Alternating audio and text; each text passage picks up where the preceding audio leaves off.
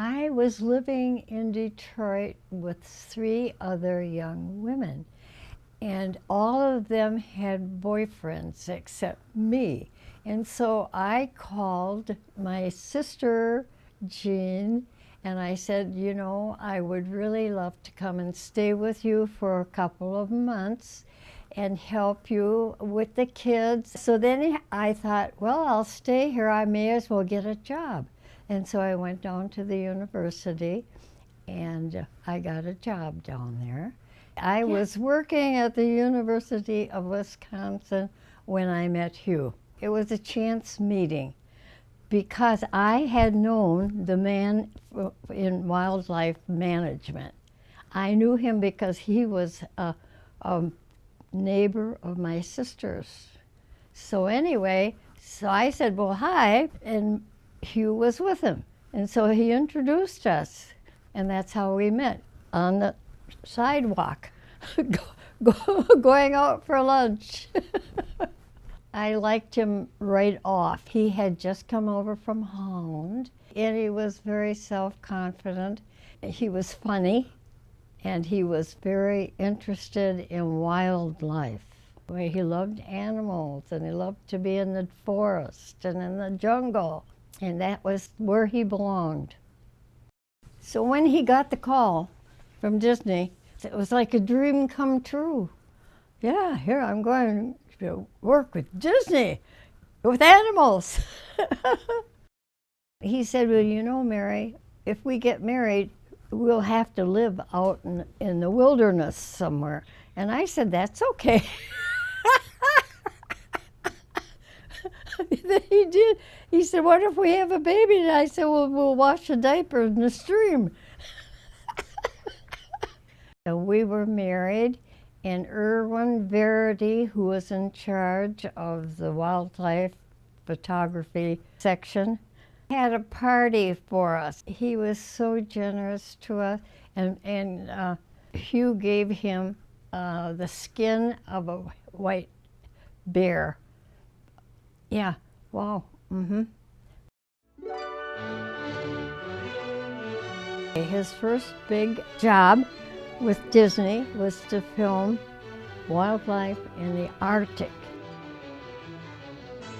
Tell me about the 2 baby polar bears. Oh, Rosie and Henry. One was kind of fat and the other one was kind of slim. Henry was slim and Rosie was fat. And we kept them in the house, and also we had a fox in the house too.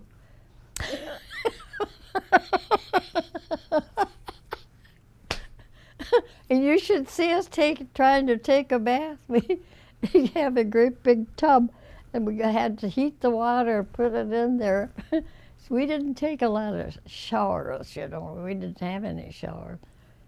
But it was living in the raw world, I'll tell you. One day we were up on this hill, and Hugh said, wouldn't it be nice if we got the cubs rolling down the hill? And so we got it all set up. And we had one of an Eskimo with us. And so he got the bears to roll over and go down the hill. He gave them a little push. First Henry and then Rosie. And down the hill they came. And it made a good shot in the movie. I used to carry Bell and Howell, and that was, boy, that was heavy. But he carried the Airflex, and that's the one he used mostly. But I can remember one time I started dragging it, and he said, you can't do that, Mary.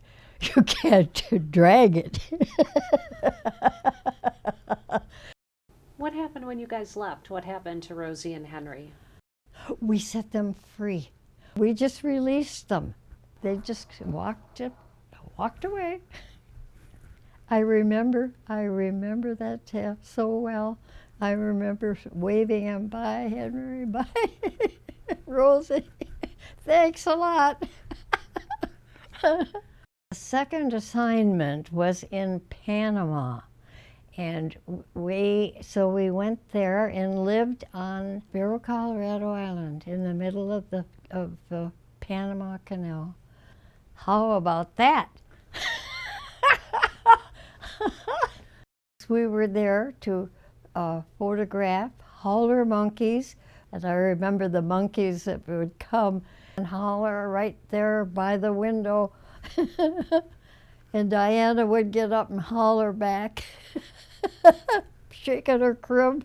There's one monkey I didn't like. I just stayed clear of that monkey because he was kind of vicious. And that particular one that I could have shot. We went directly from there to Brazil. Diana was 2 years old. And I remember on the airplane, Braniff Airlines, and that was a long time ago, and people were allowed to smoke. And so at the end of each seating arrangement, there was an ashtray. And I remember you started walking down the aisle and putting your hands in the ashtray. I remember that just vividly. You got away and you thought you'd take a little walk. In Brazil, we had a great big compound in which we could get pictures that we could plan. We had a jaguar here that we could just let out, and we brought in a snake. Well, anyhow, it was a lot of fun. It really was. I flew home, and then he finished up, and I got lots of letters from him, and I was looking forward to when he finally wrapped it up and started back.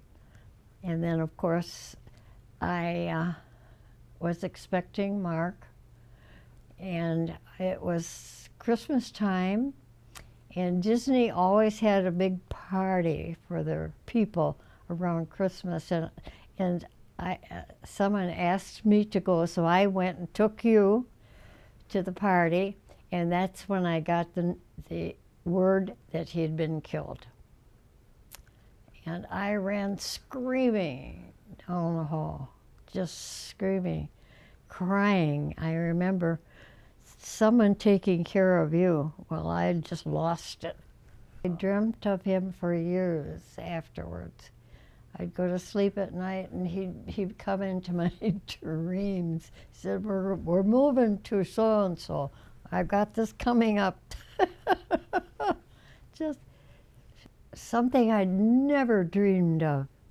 You know, you don't dream about traveling around the world, going to their jungles.